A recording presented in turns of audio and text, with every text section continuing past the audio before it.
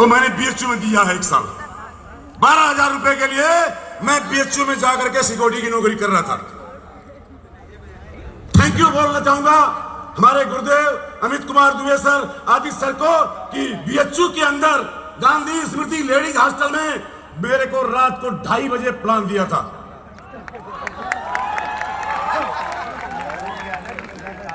मैंने 1 साल चौकीदारी कर ली थी, तब मेरे को समझ में आया कि 60 साल की बाद जिंदगी क्या होती है।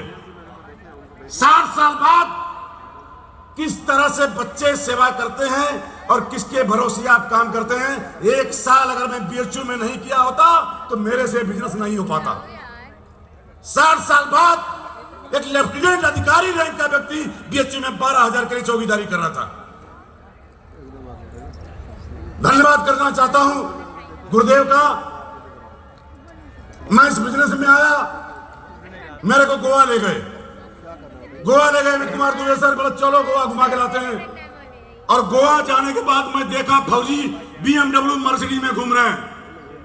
मैं बोला कि अगर ये घूम रहे हैं, मैंने बीएचयू का हॉस्टल छोड़ा और काम करना शुरू किया। और आज 7 साल होने वाले हैं। 7 साल में एक अमीर के पास जो कुछ होना चाहिए ये ओम प्रकाश नारायण के पास है। आज 4-4 4 व्हीलर है, मेरा ड्राइवर इधर आया है, पीए भी है इधर और सीए भी है, गाड़ी दोनों खड़ी है इधर। हेलो, अरे आज दम है तो बताओ। मैंने 5 साल पहले अपने बेटे को मिला था संजीव गुरुजी को, संजीव सर को जयपुर में 5 साल पहले अपने बेटे को मिला था। और 10 मिनट की काउंसलिंग मेरे बेटे को इस बिजनेस में लेके आया। ये मेरे सामने ब्लैक डायमंड का प्रमोशन लेके गया है हिम्मत, है हिम्मत। अरे कल छुड़ा के दिखाओ बेटे को नौकरी। चाहिए 1.5 लाख रुपया, फौज में डबल MBA कराया, 1.5 लाख रुपया महीना कमा रहा था। छुड़वाओगे 1.5 लाख रुपए की नौकरी? अरे जिगरा चाहिए, जिगरा। सर जिगरा चाहिए। आज आपके सामने है इधर, मैं थैंक यू बोलना चाहूंगा, टाइम नहीं है, मैं बहुत कुछ बोलना चाहता था।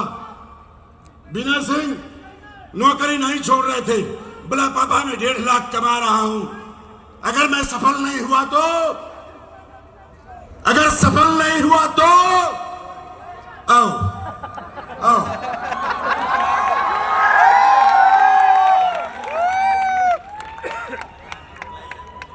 बोला अगर मैं सफल नहीं हुआ तो, सर बोले तू MBA किस लिए किया फिर? है तेरा बाप पढ़ा लिखा नहीं है, इस बिजनेस को कर रहा है, तू MBA किया किस लिए? सर नो तो शेर का बच्चा शेर होता है, और शेर का बच्चा नाला नहीं डालता तो शेर को शक हो जाता है ये मेरी औलाद है, ये साले को इसको मर जाना है।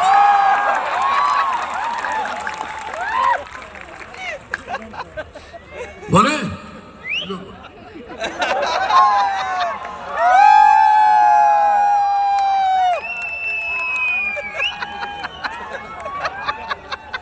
मेरी टेस्टिमोनी तो इन्होंने दे दी, मेरे बारे में तो 90% इन्होंने बता दिया, अब मुझे बताने की ज़रूरत नहीं है शायद से। दोस्तों मेरा नाम विनय सिंह, रहने वाला बनारस का हूँ, और इस बिज़नेस में आने से पहले एक बहुत खूबसूरत नौकरी किया करता था मीडिया सेक्टर में। अच्छा खासा पैसा था, 1.5 लाख रुपए के आसपास महीना कमाया करता था, खुद का घर था, खुद की गाड़ी थी, एक अच्छी लाइफस्टाइल थी।